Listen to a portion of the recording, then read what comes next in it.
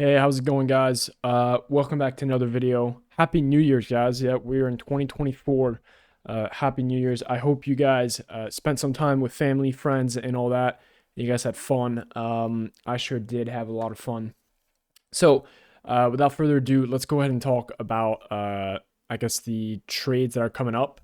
The current trade that I'm in, and pretty sure the mistake that I made by entering a little too soon and not doing my top-down analysis, coming from the monthly all the way to the 1 minute, and really looking at every time frame and what could possibly go on the bias. Okay, so what's the first thing that we have in mind when taking? Obviously, now I'm in a swing trade, and I've done this once, and it hasn't turned out pretty good. I personally hate swing trading because the fact of having money sit in a position where it's live, and and I swear anything can happen when you're asleep or you're not looking at your position. Scares the shit out of me. I do have stop loss and take profit set, but just with those in mind, still scares me. So swing positions and swing trading for me just isn't it. But I'm not gonna lie, I do need to double my money, and I believe that with the clear bias that every other indices have hit their all-time highs and SPX still hasn't, I have a very strong bias that this week or in 2 weeks or maybe in 3 weeks, we get the all-time highs, which are sitting right here in that big red line and not this one. So obviously last week, right on Wednesday/Friday, we take out that daily swing high, and that to me on the daily, if you guys have looked at my previous videos, that's the daily. That's not even a swing high. That's the last daily high, the last high liquidity point that we take before going to that major high on SPX. Even if you look at the weekly, right, it's not even a high. It's just right in the middle, almost consequent encroachment of that bearish wick. But if you look on the daily again, it is right above that fair value gap that we just traded through, and that's that high of that candle right there, and that's what I marked. And if you can see on the 4-hour, 1 hour, right, we have traded right above it, right, and we've kind of swept it.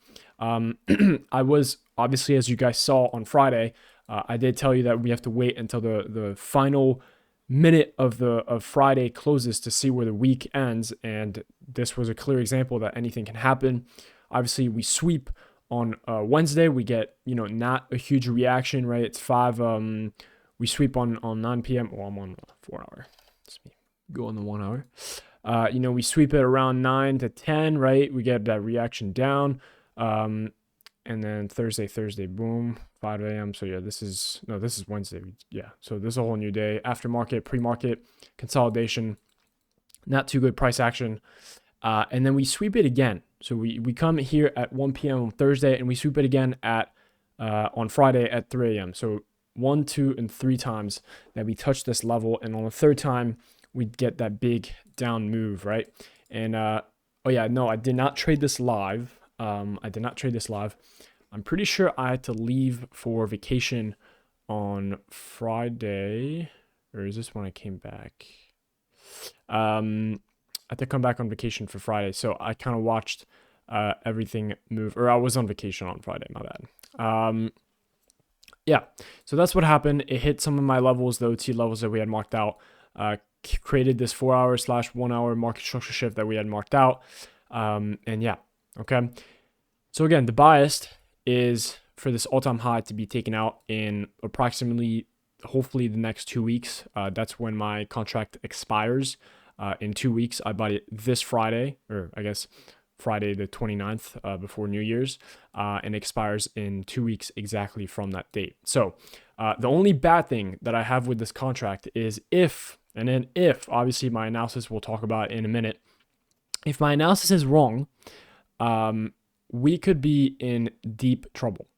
The reason is when you buy an options contract, and this is like a little bit of options teaching, but I'm not going to go too in depth with this. But when you buy a contract, there's always going to be an expiration date on the contract, right? You're leasing the contract. You're like, hey, I have this contract for X amount of days. It's valid for X amount of days.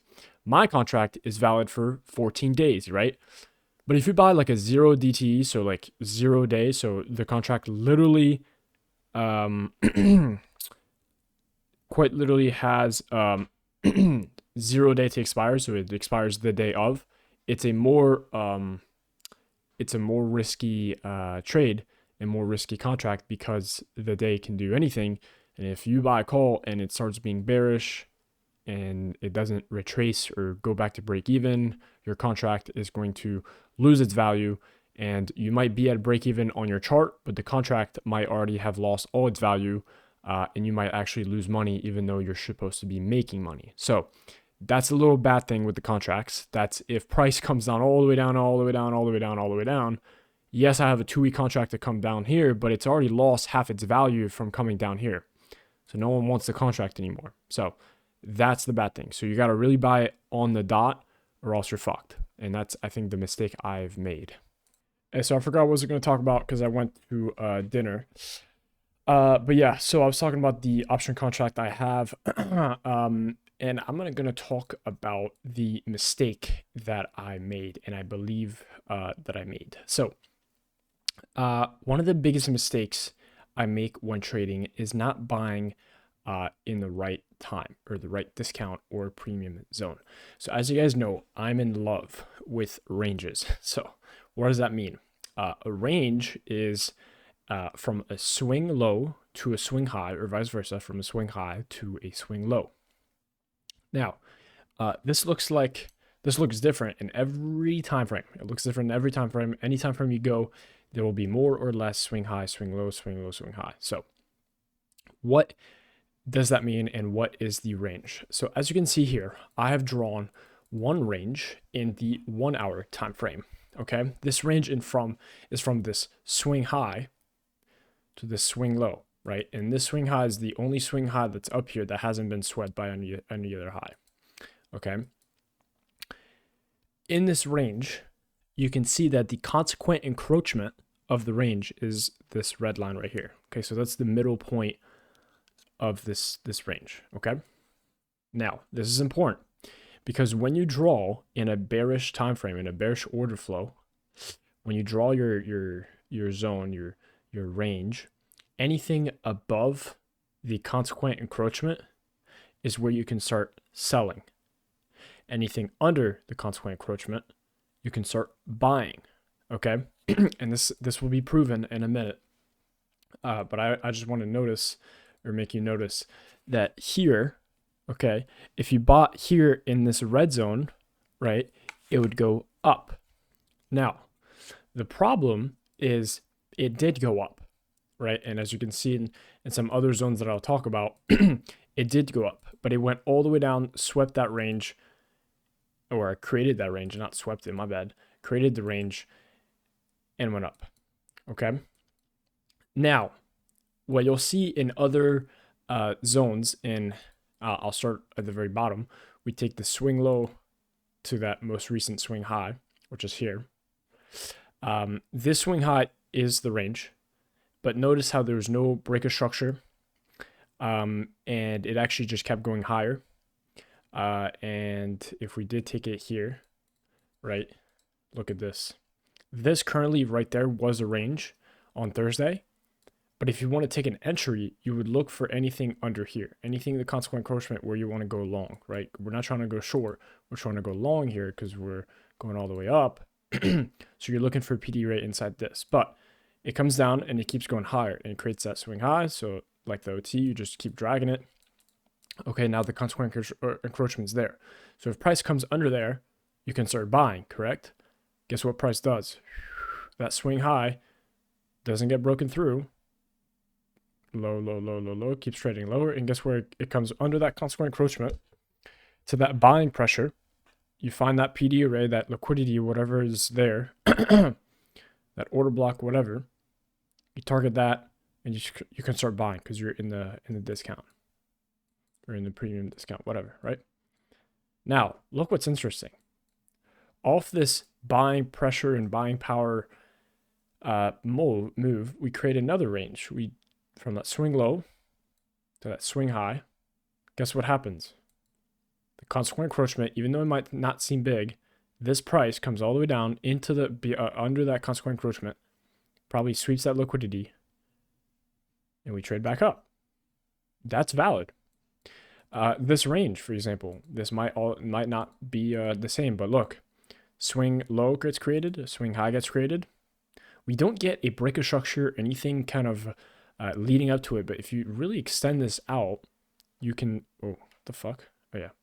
You can see that it actually does tap into the zone here and here twice, and it's in the buying pressure and buying area, okay, of that zone.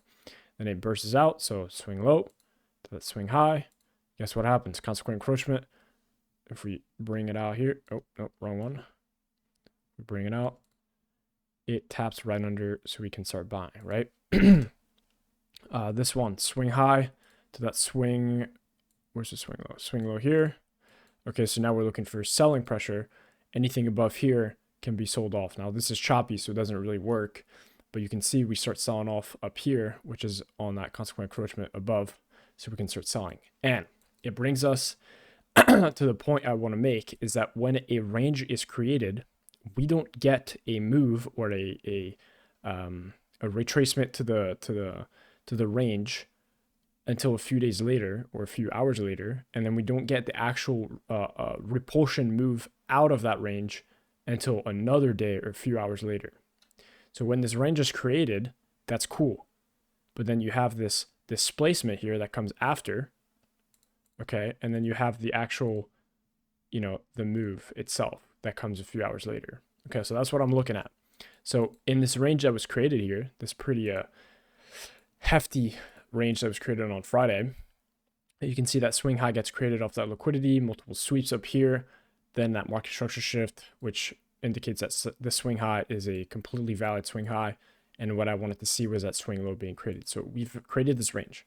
From the consequent encroachment in this range only, you can see that anything above, we can start selling. And so what's right above this consequent encroachment where we could start selling? Well, there is a SIBI, and I'm pretty sure, okay, silly, okay? Sell side imbalance, buy side inefficiency. I probably should, inefficiency, it's efficiency. I don't know why I said efficiency. But it's a SIBI. I don't know why I have it like that too, but we're just fair value gap here, okay? It's a bear side, it's a bearish fair value gap, okay, in the premium. So we can start selling, and that was my mistake. I believe that price will actually want to come up, grab the consequent encroachment, because that is a lot of entries for short buyers, right? We create another range. In this range, we create another range from that swing high to that swing low, and I want you to notice where's the buying pressure. That consequent encroachment is right here. Let me just pull it out. Consequent encroachment is right here, so we can buy anything up here. Okay, so that's two ranges and two consequent encroachment that are lining up quite literally perfectly for this nice reversal. Another thing I want you to notice is the standard deviation. I don't have it up here now, but if I draw that swing high to that market structure shift, you'll notice that the standard deviation actually lines up with the -2, -2.5. But on a swing trade and on big trades like this, we prefer to target the -4, right? And the -4 actually almost lines up with that 1 hour big fair value gap, which I've ruled out to kind of be already taken out because of that consequent encroachment gets taken out twice. But you can definitely see that it could definitely be traded down into it. And with a clear, I don't know why it's red like that, but with a clear bias and a clear structure mind in sight, you could definitely see that this fair value gap is going to cross a pretty big down move all the way to that -4, if not that fair value gap that could be targeted, right? Because there's liquidity data down here and down here and down here. So lots of engineered liquidity that's already been in place. And just looking at this right now with experience, even though we are bullish for, you know, the month, the week, and everything, it is definitely a time where we can start selling off a little bit. You can even tell from these wicks. What the hell? How do I draw? There you go. You can tell from these wicks that the buying pressure is kind of relieving, not relieving, like not buying anymore, if that makes sense. Like the wicks are not showing us a lot of buying pressure at all. I would like to see these wicks, full bodied and very low wicks, but you can see that the week for us starts tomorrow, so we'll see what happens on the wait a minute. I was gonna say on Tuesday. So we'll see what happens on Tuesday. I start school Wednesday, so hopefully I can still trade there.